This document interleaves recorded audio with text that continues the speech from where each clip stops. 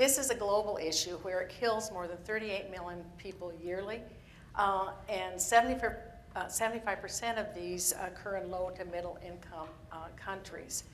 It's also important to recognize that a lot of these diseases are considered premature. And there are 4 groups of diseases, chronic diseases, that account for 82% of these NCDs: heart disease, cancers, lung disease, as well as diabetes. While unhealthy lifestyle choices like the diet he talked is very important to recognize, it's a narrow view of the big picture of NCDs. What we see clinically apparent in these chronic diseases is just the tip of the iceberg. In addition to genetic predisposition of these diseases, the real issues are under the surface, which are cultural, social, economic, environmental living condition, as well as the social and personal behaviors. The United States, I'm going to focus on the United States now, is not immune to NCDs. In fact, 88% of our total deaths can be contributed to some form of these NCDs. And as you can see from this graph, cardiovascular disease, cancers, lung disease, diabetes are included in those, just like it reflects the global issue. And remember, we in the United States have very high-tech model medical technology and advancement in the research. So we are not immune despite our advantages. I'd like to switch now and focus more on cardiovascular disease, which has been my career-long interest in multiple areas. And clinically, as well as in research, I've been involved in all aspects of this cardiovascular disease. In my earlier nursing career, I was in coronary care units, progressive care units, where I consider crisis intervention. There's an event going on, whether it's a heart attack or bypass surgery, heart failure. All of these are crisis intervention that need to be dealt with immediately. The bulk of my career, though, has been in ambulatory care centers, cardiac rehab specifically, where we really focus on rehabilitation after acute event, but more importantly, looking at the risk factor management.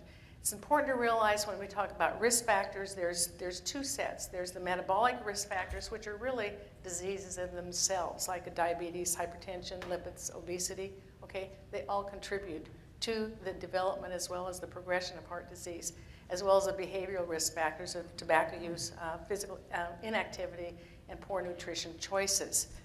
But then there's the environmental approach, the community health and public health, which to me is a very big, important area that we need to be looking more at. We're looking at the family units, we're looking at community, we're looking at the environment, the new, what I call, we need to look at the new normal of how we need to be able to address some of the root causes of this disease.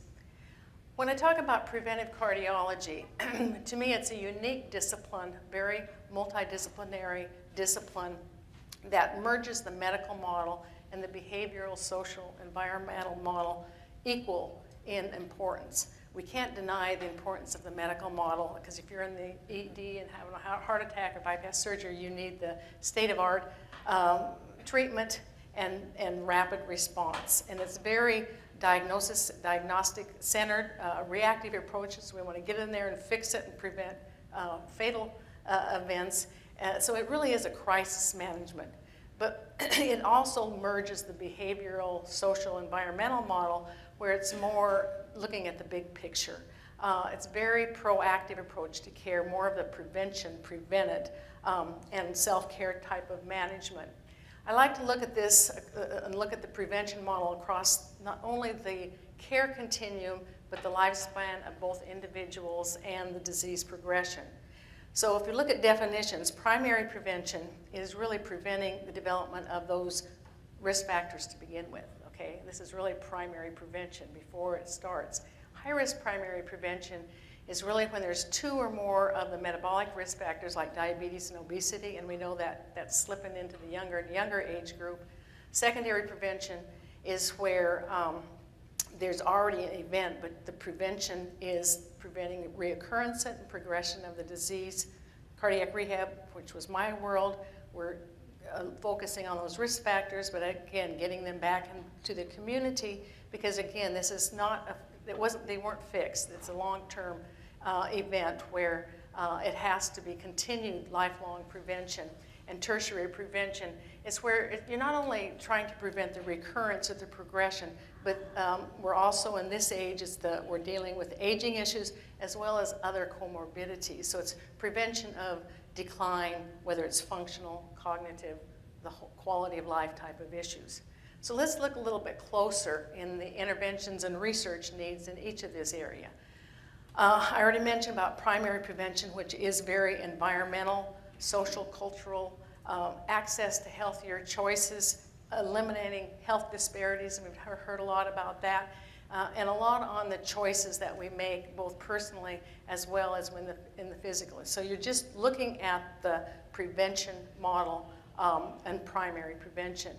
When you look at secondary prevention, you cannot ignore the primary prevention. It's an additive model.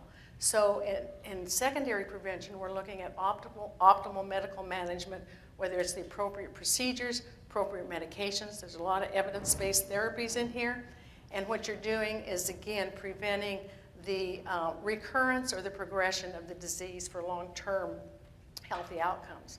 When you're looking at tertiary prevention, again, you're not ignoring any of that earlier primary prevention and secondary prevention, but you're focusing more on the quality of life, prevent decline, whether it's functional or whether it's cognitive, caregiving support, end-of-life decisions, that the whole picture of prevention. So when you look back at the thing is prevention is never too late. No matter where you are, you're always trying to prevent something. So that whole aspect of preventive cardiology is important. But I would like to suggest too, it doesn't matter what chronic disease or NCD we're talking about, all this is applicable in that lifespan.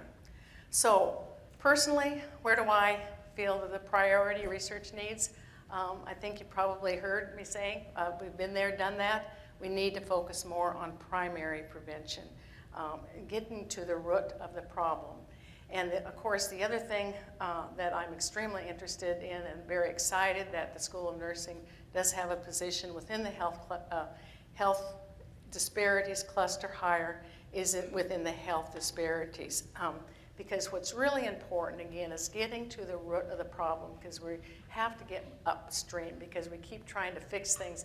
Our society is suffering, our health systems are suffering, our economic system, we can't afford to keep fixing things. We have to start shifting our focus to prevention. So I feel like this is where we need to put our efforts in the cultural, social, economic, social, personal behaviors, as well as eliminating health disparities.